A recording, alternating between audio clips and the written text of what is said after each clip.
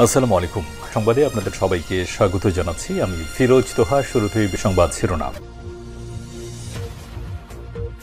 বাংলাদেশের সর্বশেষ গুরুত্বপূর্ণ আপডেট সংবাদে আপনাকে স্বাগত। শুরুতেই সংবাদ শিরোনাম, পরে বিস্তারিত।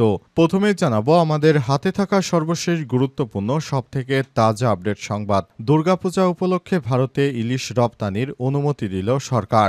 আসন্ন দুর্গাপূজা উপলক্ষে এই বছর ভারতে ১,২০০ টন প্রাথমিক পর্যায়ে ইলিশ মাছ রপ্তানির অনুমোদন দিয়েছে অন্তর্বর্তীকালীন সরকার। আজ বাণিজ্য মন্ত্রণালয় সংক্রান্ত আদেশ জারি করে ১১ সেপ্টেম্বর অফিস চলাকালে হার্ড কপিতে আবেদন করতে পারবেন আগ্রহী রপ্তানিকারকরা। ইলিশের দাম ধরা হয়েছে $১২ প্রতি কেজি, যার মানে প্রতি কেজি বাংলাদেশি টাকায় প্রায় ১,৪০০ টাকা। তবে অনেকেই প্রশ্ন করছেন, বাংলাদেশে ১ কেজি ইলিশ মাছের দাম প্রায় ২,২০০ টাকা, সেখানে ভারতকে মাত্র ১,৪০০ টাকায় ইলিশ মাছ দেওয়া হচ্ছে। এটা অনেকেই প্রশ্ন তুলছেন। এরপর জানাবো, ডাকসু নির্বাচনে নিরাপত্তা ব্যবস্থা যথেষ্ট জোরদার থাকবে বলছে ডিএমপির কমিশনার। আগামীকাল ডাকসু নির্বাচনে নিরাপত্তা ব্যবস্থা যথেষ্ট জোরদার থাকবে বলে জানিয়েছেন ডিএমপির কমিশনার শেখ মোহাম্মদ সাজ্জাদ আলী। আজ বিকেলে টিএসসিতে নিরাপত্তা ব্যবস্থা পর্যবেক্ষণ শেষে সব কথা জানান তিনি। এদিকে ডাকসু নির্বাচন বিকাল ৪টা থেকে বন্ধ রয়েছে ঢাবি মেট্রো রেল স্টেশন। সম্প্রতি ঢাকা ম্যাস ট্রানজিট কোম্পানি লিমিটেডের ব্যবস্থাপনা পরিচালক প্রশাসন রফিকুল হক স্বাক্ষরিত এক নির্দেশে এই তথ্য জানানো হয়েছে। নির্দেশে বলা হয়েছে, ৯ সেপ্টেম্বর অনুষ্ঠিত ডাকসু ও হল সংসদ নির্বাচন উপলক্ষে ৮ই সেপ্টেম্বর বিকাল ৪টা থেকে রাত ১০টা পর্যন্ত এবং ৯ সেপ্টেম্বর মঙ্গলবার সারাদিন ঢাকা বিশ্ববিদ্যালয় মেট্রো রেল স্টেশন বন্ধ থাকবে। এবারে জানাবো, বগুড়ায় ঘরে অসুস্থ স্বামী গৃহবধূকে তুলে নিয়ে ধর্ষণ করলেন প্রবাসী। বগুড়ায় ধুনট উপজেলা অসুস্থ স্বামীর ঘরের থেকে গৃহবধূকে তুলে নিয়ে পাশের ঘরে তুলে নিয়ে ধর্ষণের অভিযোগ ওঠে শাহজামাল ৪০ নামে এক প্রবাস ফেরত যুবকের বিরুদ্ধে মামলা দায়ের হয়েছে। আজ ভুক্তভোগী ওই নারী বাদী হয়ে থানায় মামলা দায়ের করেছেন। এবং সর্বশেষ জানাবো, নেপালে জেন জিদের বিক্ষোভে নিহত বেড়ে ১৯।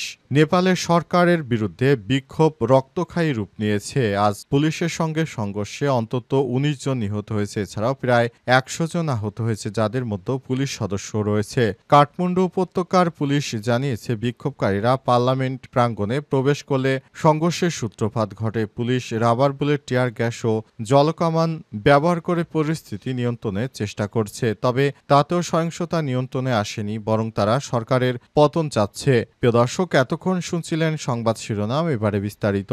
তবে তার আগে বন্ধুরা, অনুরোধ থাকবে এই সংবাদটিতে একটি লাইক দিন। এই চ্যানেলে আপনি নতুন হয়ে থাকলে আমাদের সংবাদটি দেখতে দেখতে চ্যানেলটি সাবস্ক্রাইব করে রাখুন। কমেন্ট করে বন্ধুরা আপনার মূল্যবান মতামত জানিয়ে দিন আপনি বিশ্বের কোন দেশ থেকে বা বাংলাদেশের কোন স্থান থেকে আমাদের সংবাদটি দেখছেন এবং শুনছেন। আর বন্ধুরা, এই সংবাদটি আপনার সোশ্যাল মিডিয়া ফেসবুকে শেয়ার করে বন্ধুদেরও দেখার সুযোগ করে দিন। এবারে বিস্তারিত।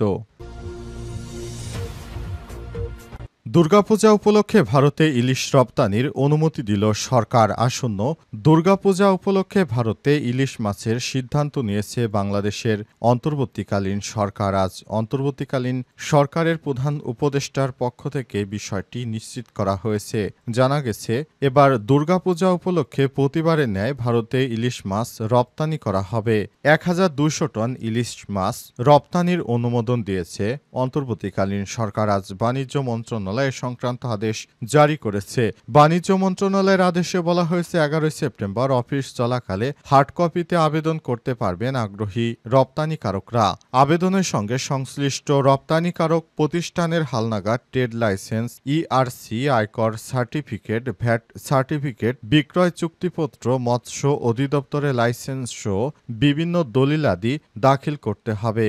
আদেশে আরও বলা হয়েছে, প্রতি কেজি ইলিশের ন্যূনতম রপ্তানি মূল্য ১২ মার্কিন ডলার নির্ধারণ করেছে সরকার। ইতিমধ্যেই যারা আহ্বান ব্যতিরেকে আবেদন করেছেন তাদের নতুনভাবে আবেদন দাখিল করতে হবে। এই ইলিশ মাছ ভারতের দুর্গাপূজা উপলক্ষে প্রতিবছরই ভারতে ইলিশ মাছের খুব কদর বেড়ে যায়, তাই ইলিশ মাছের জন্য আবেদন করেছিল ভারতের মৎস্য ব্যবসায়ীরা।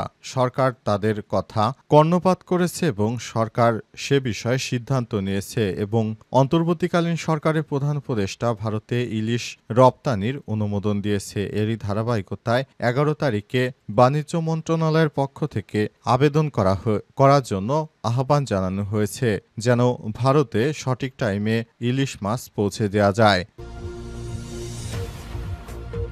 ডাকসু নির্বাচনের নিরাপত্তা ব্যবস্থা যথেষ্ট জোরদার থাকবে বলছে ডিএমপির কমিশনার।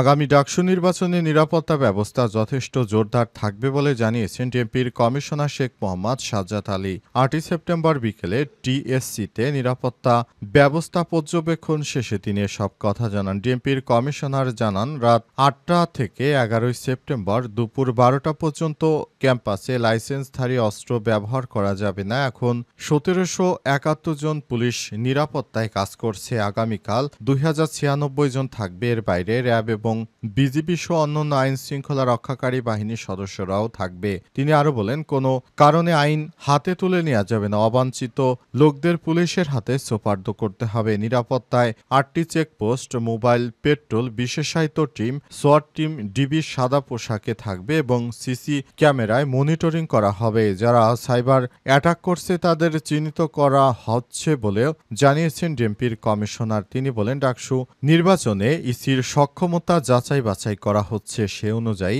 আগামী জাতীয় সংসদ নির্বাচনে ইসি মূলত সুষ্ঠু নির্বাচন দিতে পারবে কিনা সে বিষয়টি সামনে আনা হচ্ছে। অন্তর্বর্তীকালীন সরকারের প্রধান উপদেষ্টা প্রফেসর ডক্টর মোহাম্মদ ইউনূসের সরকার আমাদের যেভাবে নির্দেশনা দিয়েছেন আমরা সেভাবে কাজ করার চেষ্টা করছি বলে জানিয়েছেন পুলিশের এই কর্মকর্তা। ডাকসু নির্বাচন বিকাল 4টা থেকে বন্ধ থাকবে ঢাবি মেট্রো রেল স্টেশন। সম্প্রতি ঢাকা ম্যাস ট্রানজিট কোম্পানি লিমিটেডের ব্যবস্থাপক প্রশাসন রফিকুল হক স্বাক্ষরিত এক নির্দেশনায় তথ্য জানানো হয়েছে। নির্দেশনায় বলা হয়েছে, আগামী 9 সেপ্টেম্বর অনুষ্ঠিত ডাকসু এবং হল সংসদ নির্বাচন উপলক্ষে 8 সেপ্টেম্বর সোমবার বিকাল 4টা থেকে রাত 10টা পর্যন্ত এবং 9 সেপ্টেম্বর মঙ্গলবার সারাদিন ঢাকা বিশ্ববিদ্যালয় মেট্রো রেল স্টেশন বন্ধ থাকবে। নির্দেশনা আরও বলা হয়েছে, ঢাকা বিশ্ববিদ্যালয় স্টেট অফিস থেকে পাঠানো চিঠির পরিপ্রেক্ষিতে যাত্রীদের নিরাপত্তা এবং সুষ্ঠু নির্বাচনের সাথে স্টেশনটি সাময়িকভাবে বন্ধ রাখা হবে। যাত্রীদের প্রয়োজনীয় পরিকল্পনা অনুযায়ী যাতায়াত করার আহ্বান জানানো হচ্ছে। অন্তর্বর্তীকালীন সরকারের প্রধান উপদেষ্টা ডাকসু নির্বাচন যেন সুষ্ঠু ও সুন্দর হয় সে ব্যাপারে কাজ করার জন্য সবাইকে নির্দেশ দিয়েছেন। আগামী নির্বাচন যেন সুষ্ঠু ও সুন্দর হয় সেজন্য সবাই মিলেমিশে একসঙ্গে কাজ করতে হবে এবং কোনো নাশকতাকারী যেন ঢাকা বিশ্ববিদ্যালয়ের ক্যাম্পাসে ঢুকে কোনো নাশকতা চালাতে না পারে সেজন্য অন্তর্বর্তীকালীন সরকারের পক্ষ থেকে সব রকমের নির্দেশনা জারি করা হয়েছে এবং সে অনুযায়ী আগামীতে একটি সুষ্ঠু সুন্দর নির্বাচন দেওয়ার জন্য সব রকমের প্রস্তুতি গ্রহণ করা হয়েছে। সে অনুযায়ী কাজ করতে হবে। বগুড়ায় ঘরে অসুস্থ স্বামী গৃহবধূকে তুলে নিয়ে ধর্ষণ।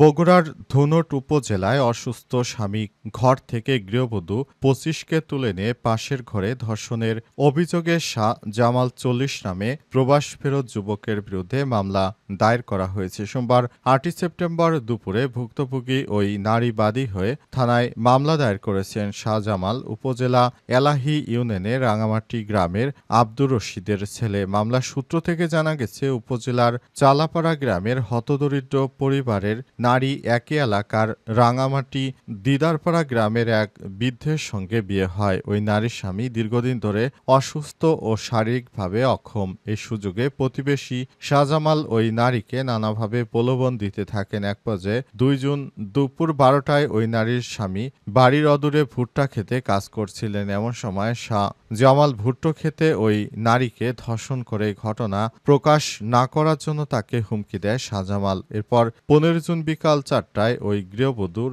অসুস্থ স্বামী নিজের ঘরে ঘুমিয়েছিলেন। এই সুযোগে শাহজামাল ঘর থেকে গৃহবধূকে তুলে নিয়ে পাশের ঘরে দ্বিতীয় দফায় ধর্ষণ করে। সময় তার চিৎকারে প্রতিবেশীরা ঘটনাস্থলে পৌঁছলে শাহজামাল কৌশলে সটকে পড়েছেন। এই ঘটনায় ভুক্তভোগী বাদী হয়ে 27 আগস্ট বগুড়া নারী ও শিশু নির্যাতন দমন ট্রাইব্যুনাল আইনে মামলার আবেদন করেন। বিচারক মামলাটি আমলে নিয়ে ধুনট থানার ওসিকে প্রয়োজনীয় ব্যবস্থা গ্রহণের জন্য নির্দেশ দেন। ধুনট থানার ভারপ্রাপ্ত কর্মকর্তা ওসি সাইদুল আলম বলেন, আদালতের আদেশে থানায় ধর্ষণের মামলা রেকর্ড করা হয়েছে। মামলার আসামিকে গ্রেপ্তারের চেষ্টা চলছে।